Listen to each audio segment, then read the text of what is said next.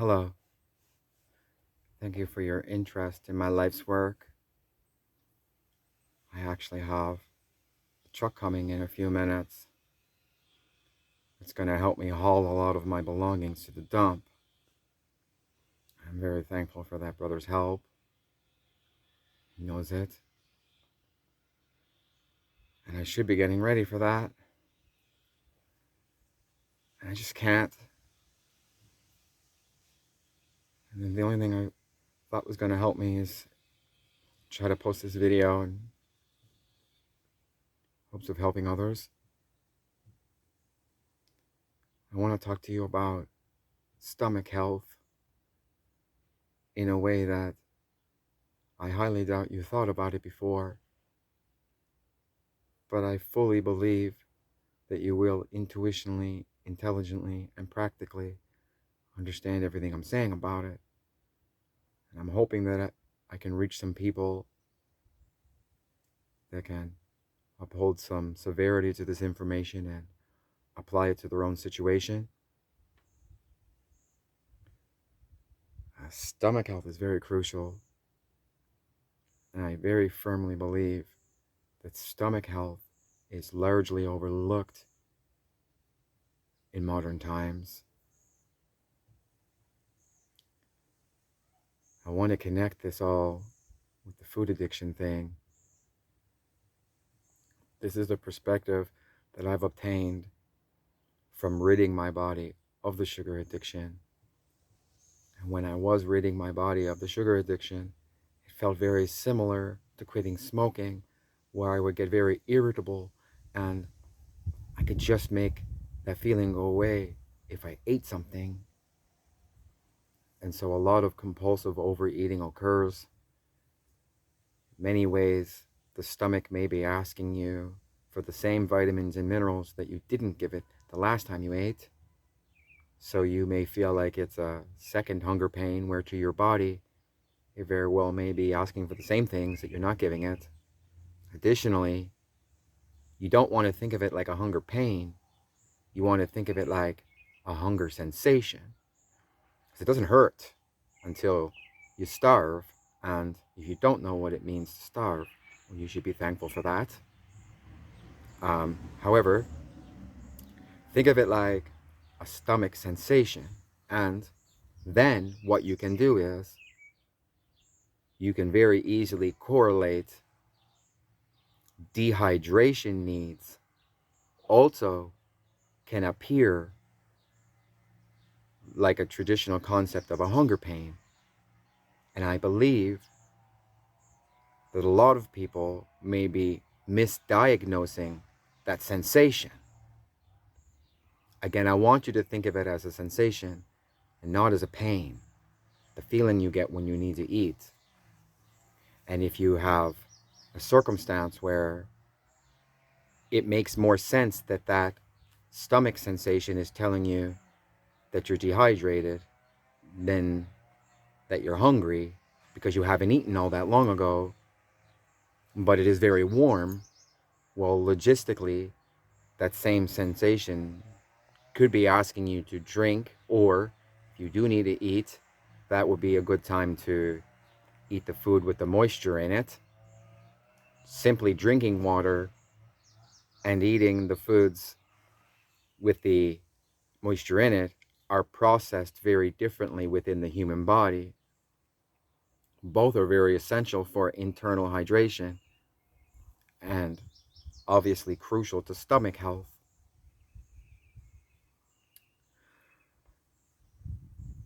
Now, the brain, by nature's process, is going to look to the stomach to understand if it's full or not, and the richness of the food.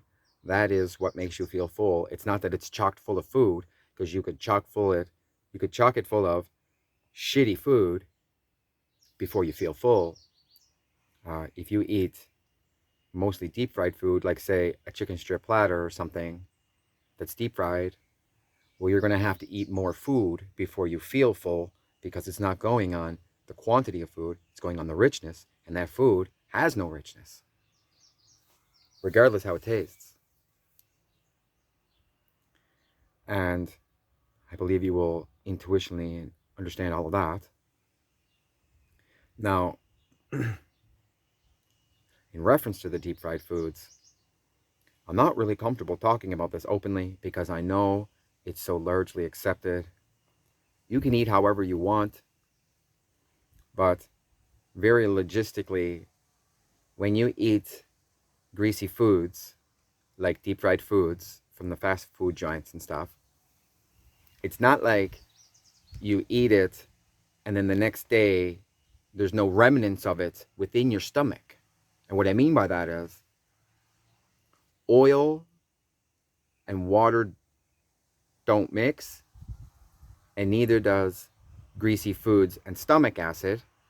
Now, it's not a concern if you stretch your deep fried foods out, because that allows your body time to fully flush the deep fry you did put in. However, the way that it lingers is when the food flushes out, the grease is still slightly layered on your stomach lining. And that's very, very crucial to your stomach health, is your stomach lining.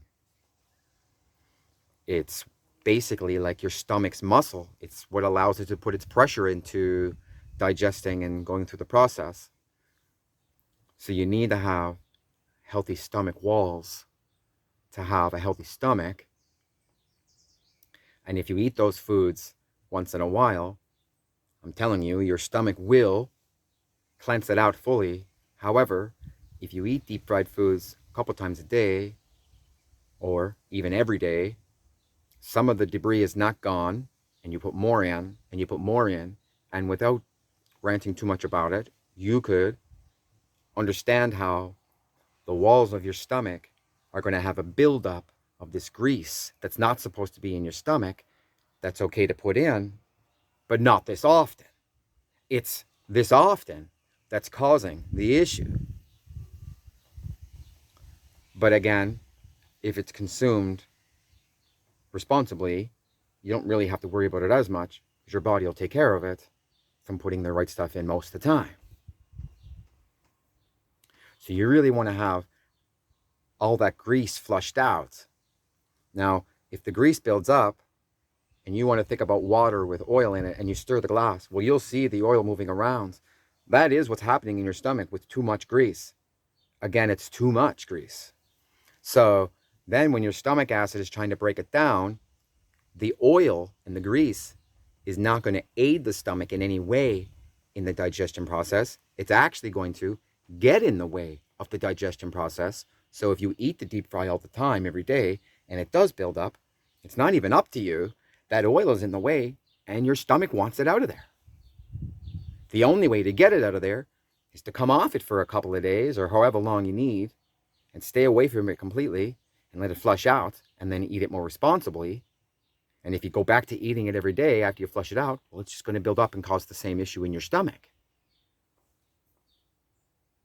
But again, when you eat it, not every single day, all the time, the body will flush it out. Now, in reference to good news for stomach health, two fruits that I know are digestive system all-stars are pineapple and kiwi. Now, very logistically, considering what I just said about the oil being in the way, since it's not going to aid in the breaking down of the food, because a lot of the food needs to be really powdered and dusted to be properly recognized once it passes through the stomach into the body. But kiwi and pineapple are fairly acidic, and that acidic quality helps the stomach break down food.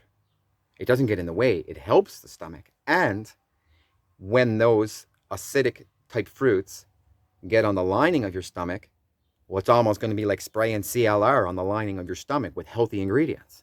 It's going to help peel that grease down. So you could see how if you were going to have a deep fried meal, but instead of having the chocolate bar, you have a kiwi or some pineapple for dessert, well, that very much so would be maturely, responsibly still eating the food that you think is tasty that you don't want to quit, but aiding your own digestive system by helping it out with the grease buildup in your stomach and cleaning the lining of your stomach from any debris that may be weakening your stomach muscles. I do know that when kiwi specifically gets into the intestines, it is like best friend to a kiwi. Now, the wheat germ is absolutely amazing for your stomach. I need to talk about this for a minute. Thank you very much for your time and interest in your own health as a human being. Now, the wheat germ is in the ground. It's what the wheat grows from before the animal eats it, before you eat the animal. So if you go all the way back to the beginning of it, in the ground is wheat germ, and it has 2 grams of protein for every tablespoon, natural primary source of protein, along with a lot of other amazing things for your entire body. A lot of minerals to put those keys in the holes for you. And the thing about it is, in order for the wheat germ to be of most help to your stomach health, just like it's down in the dirt, it's got to get into the lining of your stomach. Like it's got to almost nuzzle itself into your stomach lining, and your stomach will almost like figuratively build the muscle from the proteins and the natural minerals that are in that wheat germ. Well, we know that a lot of protein will help you build body muscle, like your muscle. So in a similar way, the wheat germ has those natural proteins and things, and when it can actually get to the lining of your stomach, it can sink into the lining of your stomach, and it really helps your stomach feel good and confident to, crush up that food, even if there is grease in it. However, additionally, you could see how if the grease did build up in your stomach, well, the wheat germ may seem to be not reacting in the way that I say it is, but it may go back to the fact that your stomach health doesn't allow the wheat germ to really get into the stomach lining. And one more thing about this before I go. I'm going to tie it into the food addiction. By natural course of action, a healthy brain is not through taste. A healthy brain comes from the stomach.